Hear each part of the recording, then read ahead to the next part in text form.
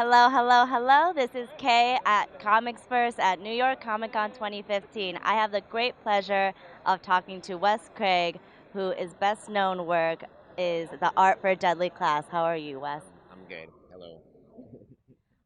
Just to start off, I was reading, I think, the first volume of Deadly Class, and it starts off with Rick Remender talking about how when he was writing it, he really considered his growing up experience. Would you say that you were considering that as well when you were contributing the art for it?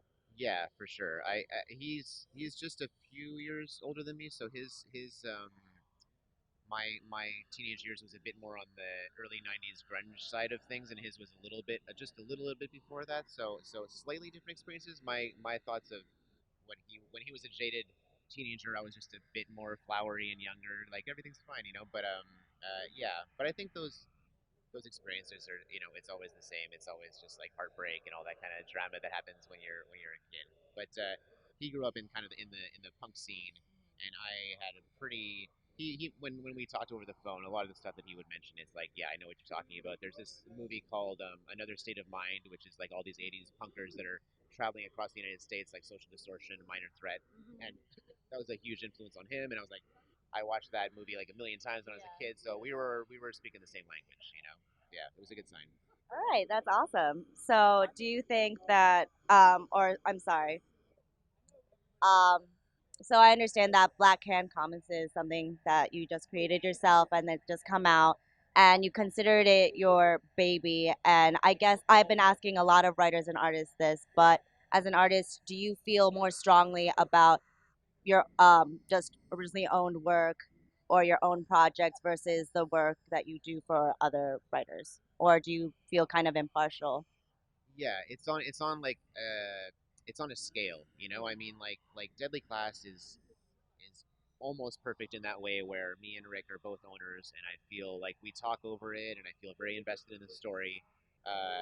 Slightly more detached from that is the DC and Marvel stuff. I've done that before, which is like my favorite characters growing up, but at the same time, it's not yours. You're doing it for somebody else, you know. So once I got the opportunity to work for Image and with Rick, it was like, yeah, I felt like I was getting that much closer to exactly what I want to be doing. And Blackhand and other stuff that I when I write and draw my own comics, I mean that's kind of that is my perfect. If I was a millionaire, that's what I would do all the time. Just write my and draw my own comics. Just if I had my druthers and just do whatever I want, that's what it would be. But yeah, being able to work on Deadly Class, it's successful. It pays the bills. I love working with Rick, and then taking the time in between issues to kind of chip away at my own stuff is you can't ask for much more than that, and it's pretty It's perfect. it's pretty close to It's ideal. great. It Yeah. is great. Yeah. All right. So I guess I was looking at a description for Black Hand Comics, and you were saying how not only is it your baby, but you were kind of saying it's like this carnival like kind of out of this world kind of story, and I'm really excited to pick it up. But I wanted to ask, from an artist perspective, especially in Deadly Class, there's a scene where he has like a psychedelic moment, and he kind of like trips out and all that stuff. And the art there is very, fun, interesting, and very intricate. Do you think that did you have like a lot of fun drawing stuff like that, or do you have a preference for it, or do you just are you just really good at it? Yeah, well, I like taking. There's been a few things throughout the series that I like kind of attacking. Like the first issue, there's like a chase scene, and I was like, okay, everything I've ever thought of to try to, it's a medium where nothing moves on the page, but there's little tricks that you can do to try to make it seem like there's motion and stuff. So it's like I want to attack that. I've had so many ideas for so long on like how to do motion in comics and stuff. So that was exciting, and then the tripping out thing. It's kind of like there's just there's so many visual opportunities with there's a thing where this guy like throws a punch, but you ever seen this kind of thing on a TV show or a movie or whatever when someone's all messed up or whatever, you see like the trails off of the hand, like multiple images and colors and all kinds of all that stuff lends itself to interesting weird comic book stuff that you can do with it. So yeah, that's kind of, and the same thing in Black Hand. It's kind of like trying to can I make this feel like musical or make it feel like it has a rhythm or whatever? All these kind of just little like roadblocks you set for yourself to see if you can kind of like make comic feel a bit different than other people's comics, you know? So yeah, that's kind of my favorite thing to do.